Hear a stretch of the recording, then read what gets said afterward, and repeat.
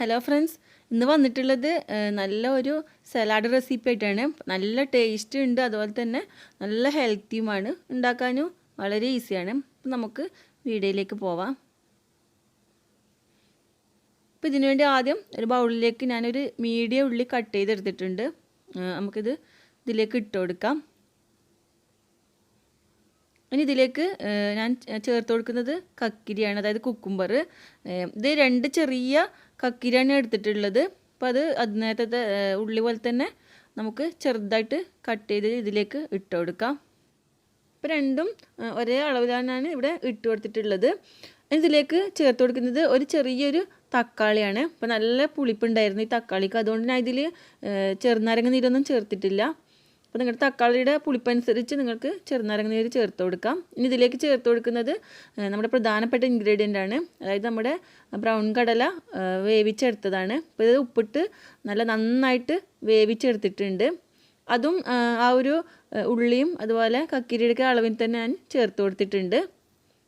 ഇതിലേക്ക് ചേർത്ത് കൊടുക്കുന്നത് ഇത് മല്ലിയിലല്ല, ഇവിടെ സലാഡിലൊക്കെ ചേർക്കുന്ന ഒരു ഇലയാണ്. അപ്പോൾ നിങ്ങളുടെ കയ്യിൽ ഇത് കിട്ടുമെങ്കിൽ ഇത് ചേർത്ത് കൊടുക്കണം, ഇല്ലെങ്കിൽ കുറച്ച് മല്ലിയില ചേർത്ത് കൊടുത്താൽ മതി.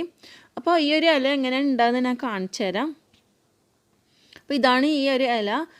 കാണുമ്പോൾ ഏകദേശം മല്ലിയില പോലെ തന്നെ ഉണ്ടാവും, പക്ഷേങ്കിൽ കുറച്ചും കൂടി ഒന്ന് നല്ല ഗ്രീൻ കളറായിരിക്കും. അതുപോലെ തന്നെ അതിൻ്റെ ഇലയൊക്കെ കുറച്ചും കൂടി ഒന്ന് സ്ട്രോങ് ആയിരിക്കും, അതായത് മല്ലിയിലെല്ലാം കാട്ടിയും ഒന്നും കൂടി സ്ട്രോങ് ആയിരിക്കും ഇത്. അപ്പോൾ ഇത് ചെറുതായിട്ട് ഞാൻ അരിഞ്ഞെടുത്തതാണ്. അപ്പോൾ അതും കൂടി ചേർത്ത് കൊടുക്കാം. ഇനി ഇതിലേക്ക് നമുക്ക് പാകത്തിന് ഉപ്പിട്ട് കൊടുക്കാം.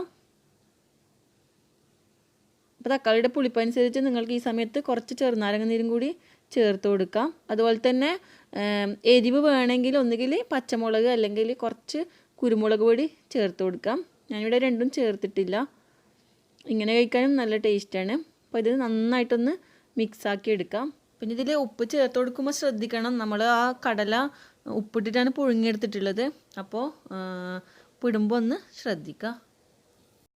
അപ്പോൾ ഇവിടെ നമ്മുടെ സലാഡ് റെഡി ആയിട്ടുണ്ട്. ഇത് നമുക്ക് സെർവ് ചെയ്യാം. ഇപ്പോൾ ഡയറ്റൊക്കെ ചെയ്യുന്നവർക്ക് നല്ലൊരു സലാഡായിരിക്കും ഇത്.